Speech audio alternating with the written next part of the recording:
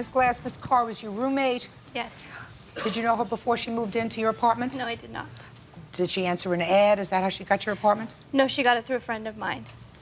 And you have a one-bedroom, two-bedroom apartment? 2-bedroom, 2-bathroom. What was her rent? $375.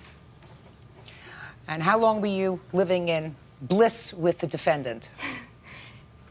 She moved in February, and it was fine. You know, we totally got along. It was fine in March, and it kind of started to go down at the end of March.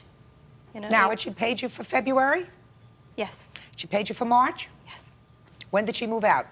At the end of May. She paid you for April? Yes. She paid you for May? Yes. So why are we here? Because she left at the very end of May, and she gave me 5 days' notice to find somebody new and decided that she didn't have to pay anything else. Did you have a lease with her? No. So? She just left. You weren't getting along? Correct. Is that right? Right. Why weren't you getting along? Well, I didn't really know. There wasn't enough communication between the two of us. But you knew enough to know that you weren't getting along? Pretty much. But there was never enough, oh, well, I'm moving out. Oh. It's hard to live with somebody. Yes, it is. Well, since she paid you for the months that she was there and she moved out 5 days before the end of the month, did she owe you any money? I mean, other than the rent. I'm not considering the rent.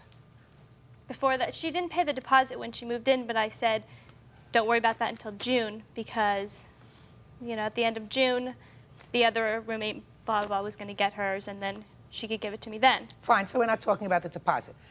But other than the rent she's paid up? Oh, no, there's several phone bills. And What phone bills? Which phone bills? Mm-hmm. There was phone bills from, the statement date was on June 23rd, and then it went back into May. It went from May to June. And there was a $40 900 call that I shouldn't have paid, and there were several long-distance phone calls. In what amount? Come, quickly. Around $75 In long-distance calls? in long-distance calls. Okay. Tell me why you left. I left because living with her was unbearable. I went through, starting back at the end of March, early April, out of the blue, I started getting notes on my bed saying, you need to stay away from my friends. When I first moved in with her, I had just moved down to California. I didn't know very many people.